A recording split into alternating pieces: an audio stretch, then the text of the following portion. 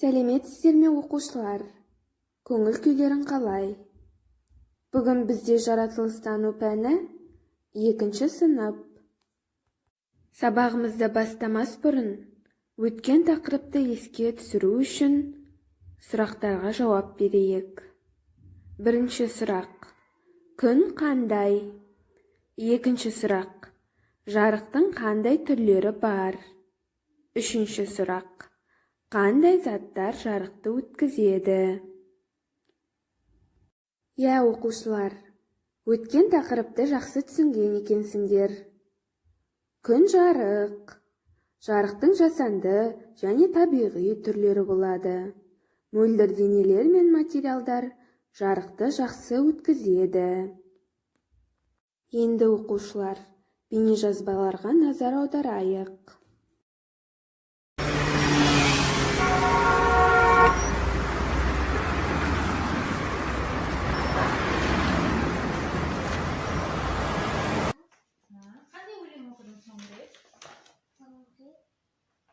Әдебиеттің оқу кітабында кемпір қосақ деген өлеңді оқыдым. Кемпір қосақ деген оны кім жазған? Мұзафар Әлімбаев жазған, иә? Мұзафар Әлімбаев ол балалар жазушысы, иә? Оның көптеген кітаптары, шығармалары бар, иә? Түлкі мен қоян, иә? Сосын партада деген оның шығармалары бар, иә?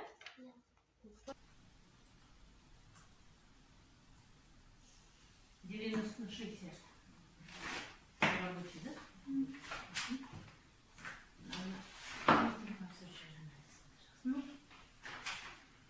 Оқушылар, бейнежазбалардан не көрдік?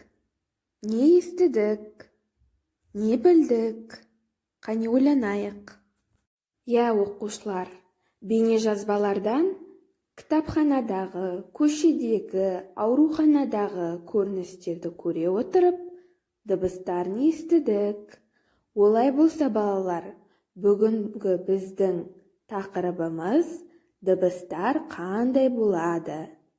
Бүгінгі мақсатымыз дыбыстар қаттылығы бойынша дыбыс көздерін жіктеу, эксперимент жүргізу және оның нәтижелерін білу. Қай жерлерде бәсең дыбыстар естіледі, қай жерлерде қатты дыбыстар естіледі, дыбыстың қандай түрлері бар деген сұрақтың жауабын бүгінгі сабақта білетін боламыз. Енді оқушылар, оқулықпен жұмыс жасайық. Кітабымыздың 78-79 бетін ашайық. Стадион, адам көп жүретін көше қиылыстары мен би алаңдары сияқты орындардан қатты дыбыстарды естуге болады. Театр, аурухана, кітапханада бәсең дыбыстар естіледі екен. Сонда оқушылар, дыбыс екіге бөлінеді: қатты дыбыс және бәсең дыбыс. Сен білесің бе? Алматы облысындағы Алтынемел ұлттық табиғи саябағында әнші құм бар. Құм самал желдің әсерінен сырғып, қозғалған кезде сырнайдың үніне ұқсас әуен шығарады. Ал қатты жел соқса, ұшақтың дыбысына ұқсас гүріл естіледі. Сондықтан оны әнші құм деп атап кеткен. Енді оқушылар, дәптермен жұмыс жасайық. Дыбыстар қатты және бәсең болады деп айттық. Енді қатты және бәсең дыбыстарды сөз тіркестерімен сәйкестендіреміз. Жапырақтың сыбдыры қатты ма, бәсең ба? Сағаттың дыбысы, ұшақтың гүрілі, аттың шабысы, судың сылдыры, пойыздың дауысы. Қатты дыбыс па, бәсең дыбыс па сәйкестендіреміз. Оқушылар, жапырақтың сыбдыры бәсең дыбыс, сағаттың дыбысы бәсең дыбыс, ұшақтың гүрілі қатты дыбыс, аттың шабысы қатты дыбыс, судың сылдыры бәсең дыбыс, пойыздың дауысы қатты дыбыс. Жарайсыңдар оқушылар. Енді үйге тапсырма.